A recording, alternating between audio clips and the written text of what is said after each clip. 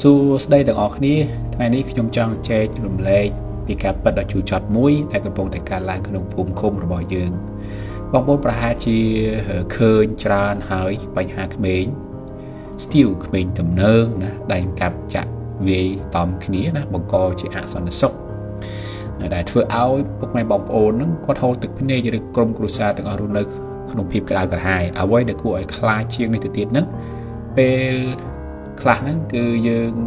ជាចាស់ទុំជាម៉ែជាឪជាឪពុកណាឃើញខុសហើយទៅបដៅពួកគេមិនត្រឹមតែស្ដាប់ជាងទេពួកគេថែមទាំង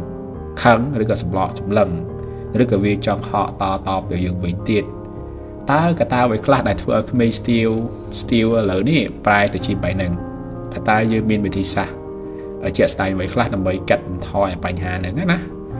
នៅក្នុងវីដេអូនេះខ្ញុំមានចម្លើយឬដំណោះស្រាយជូនពុកម៉ែបងប្អូន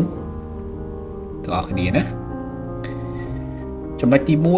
1ឬគល់នៃបញ្ហាហេតុអ្វីបានជាពួកគេនឹងហ៊ានដល់ថ្នាក់ចង់វាចាស់ទុំ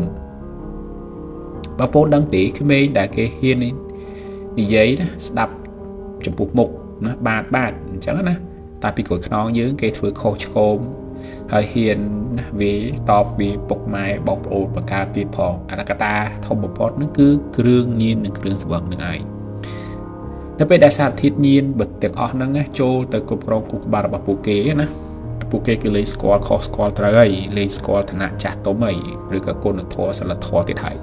អញ្ចឹងគូក្បាលរបស់ពួកគេប្រែទៅជាកាយសាហាវណាឆេវឆាវភ្លាមមកក្រៅពីហ្នឹងគឺអត្តពលមិត្តភ័ក្តិបបួលគ្នាប្រើប្រាស់បណ្ដាញសង្គមខុសទៅដៅបង្ហោះឌឺដងគ្នាបង្កើតជាក្រុមទំនើបណាកាប់ចាក់ដើម្បីចង់តែបានឈ្មោះថាលយនៅក្នុងចំណោមមិត្តភ័ក្តិអញ្ចឹងទៅ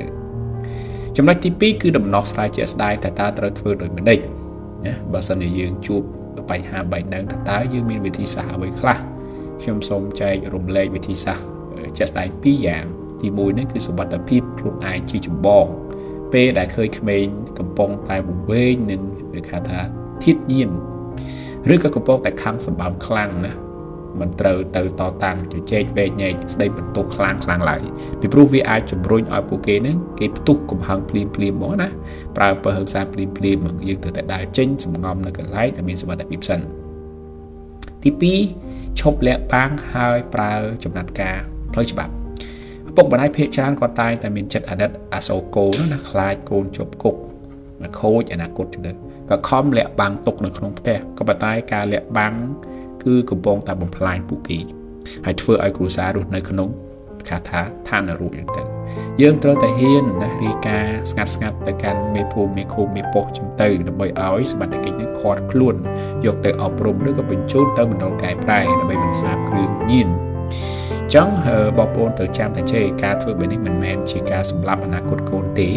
ប៉ុន្តែគឺជាការសង្គ្រោះជីវិតកូនរបស់ពួកគេការការពារសុវត្ថិភាពក្រុមគ្រួសារទីមុនពេលដែលទៅបង្កគ្រោះថ្នាក់ទៅដល់អ្នកដទៃណាដែលជាប់គុកធ្ងន់ធ្ងរជាងនេះទៅហើយបងប្អូនដឹងទេពុកម៉ែណាដែលចង់ឃើញកូនខ្លាចបែបនេះការអប់រំកូនចៅក្នុងសម័យនេះគឺពិតជាពិបាកហើយហត់នឿយខ្លាំងណាស់ក៏ប៉ុន្តែសូមកុំអស់សង្ឃឹមក្នុងនាមយើងជាសហគមន៍តែមួយយើងត្រូវតែរួមដៃគ្នាហើយរីកាលុបបំបត្តិឲ្យគ្រឿងញៀននឹងចេញពីភូមិឃុំរបស់យើងអញ្ចឹងណាបើសិនជាបងប្អូនជួបហេតុការណ៍អាសន្នកុំភ្លេចណាលេខទូរស័ព្ទ117នេះគឺជាលេខសង្គ្រោះបន្ទាន់សម្រាប់នគរបាលជាតិដោយឥតគិតថ្លៃអញ្ចឹងណា